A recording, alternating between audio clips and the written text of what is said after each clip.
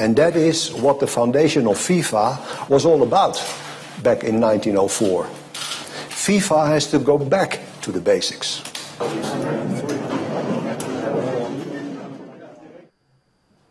All right, those words from Michael van Praag, very punchy words from him, underlines the seriousness of a candidate, somebody who's looking like a contender for this seat.Maybe somebody finally is here to really bring these issues to the fore. Eloquent words, He spoke very well, very convincingly. And just goes, it shows to show you how much the world is a global village. And it's indicative of the same kind of politics that we're practicing here. He's preaching change. Some other people are also preaching continuity and letting the incumbent continue in office. He mentioned diversity, but it's very quick I'm quick to know that all the countries that he chose, they didn't choose him. His words, the countries he chose to endorse him are all from Europe. That's not diversity.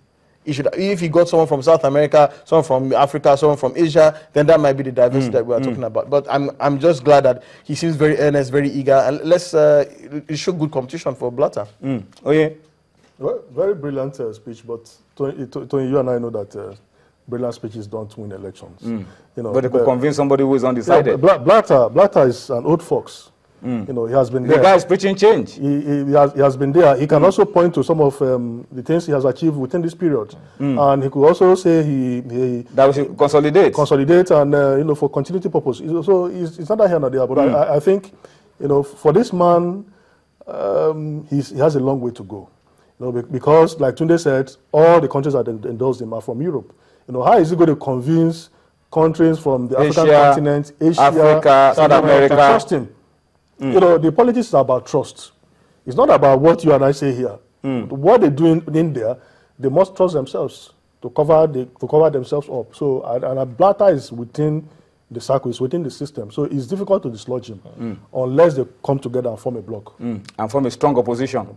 That's how Blatter could probably lose this. But let me just go to Twitter very quickly and read some of the comments that we're getting from you online. Mohamed Abdullah says sometimes he wonders how Yaya Toure becomes Africa's best player and he's won it 4 times because he's not seen him display brilliance at any Africa Cup of Nations. Could be true. He struggles with the weather in Africa. That's a fact. That's why he hardly plays 90 minutes. You see that the coaches pull him out from 80 minutes, 75 minutes because he struggles on the continent. But I mean, you don't know why. Let's see him in Manchester City. Probably you understand why he's voted as Africa's best time and time again. Doyin Kasumu joins our debate. He says penalty shootout will be the best way for us to resolve a tie than having a toss of coin. Now we should have penalty shootout. Okay, maybe that could be an option. Frank Francis says the smile on Onye's face makes him look younger. I mean, I said comment about the Nations Cup. They're saying something else. It says it makes him look younger. All right. And Anthony Ade, Wallace Villa says, why can't CAF just get both teams to agree to play penalties tonight? And then you sort it out. Since those 2 teams were even playing themselves, it could have just probably been go on, play extra time or play penalties. But then what about when those 2 teams are not playing themselves and they are far apart? You have to bring them together to a place to play penalties, and you have to also look at time because in a tournament setting, everything must be to time. All right, so keep it coming. Wuli Tayo Tolani at Tayo_Tolani says, I'm not surprised that the Cameroonians are out. They win most of their AFCON, beating us, and we're not there. The Cameroonians. Wow. Okay, that's interesting. Somebody says he's waiting for you to give your proverbs, Soyi. Woli also says he believes penalty should be used instead of toss of coin, but that's the way it is. That's not in the rules. Maybe in the days ahead, we could also use things like fair play and some other parameters to break this tie than just a toss of coin. Looks so easy, but also so complicated. All right, let's go on a quick break now. When we return from this break, CC will be joining us. We'll be giving you an update, of course, around the Africa Cup of Nations, all that happened in Group D today. And then we'll also spend time to look at the women's game, the women's league, what's going on around the women's league, the Falcons, all of that and more when we return from this break. But during the break, we're taking you to Bauchi. Former NFF president, Alhaji Aminu Maigari, spoke to our man in Jos. I beg your pardon, our man in Bauchi, Yemi Kosoko, I caught up with Aminu Maigari, and he had a few things to say about the game in Nigeria, the Eagles missing out of the Africa Cup of Nations, support for the current leadership of the NFF, and a whole lot more. Sit back, enjoy this interview with Aminu Maigari. We'll come back and talk some more on Sports Tonight. You see, we must learn to carry people along. We must learn to work as a family. We must learn to work as a team, because this is what football is all saying. It's a teamwork. It's an event thing. So definitely, if I have the opportunity, advise the leadership of the Nigeria Football Federation to ensure that he carries people along, to ensure that he works with the right people, to ensure that he listens to people, to ensure that he takes advices from people.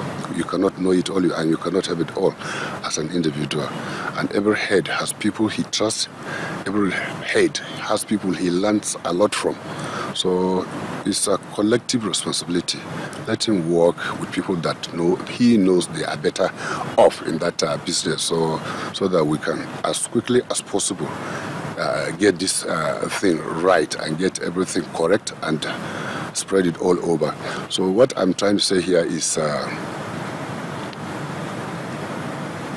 by what we have learned, we failed to qualify litigations, agreed parties. Somebody will wonder how I was able to bring all these people, into one umbrella. We work under one umbrella for almost a period of 5 years or so.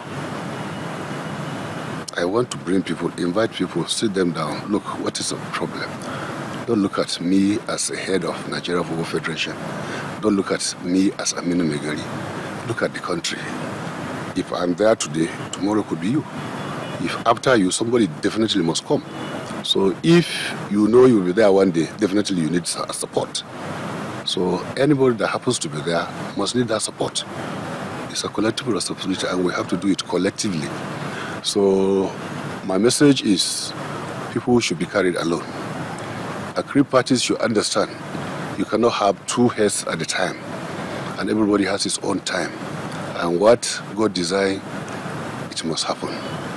So let us just be patient. Let us just give God, time to design and create and say this is how it should happen. Nigeria is a blessed country. We are talking about 170 million people. Everybody cannot be there. And this thing is stipulated just about 15 people to run the Nigerian Football Federation out of 170 million. So it's not an easy thing. So definitely whoever finds himself there, he should know it's just a design by God, not because you are better than any other person, like I keep saying. So people must carry people along. People should know, shouldn't make it do or die, that I must be there, So let us do away with this I must be there syndrome. So anybody that finds himself to be there, just come and support him. You don't know, it might be your time tomorrow. Yeah. I'm not happy at all, like every other Nigerian football stakeholder. But maybe we'll learn some lesson from that, and we come and find the reason why we failed to qualify for that tournament, and we go back to the boardroom, discover, put everything on the table to know what is wrong and why is it, how did it happen. So it's not a do or die affair. It's not the end of the world.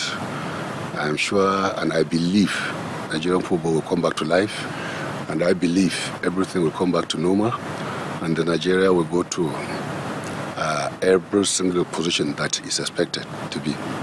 So we have learned a lot, and I'm sure Nigerian will learn very fast. So I'm sure if today a competition of this magnitude will come, I believe Nigerians will show their wonders.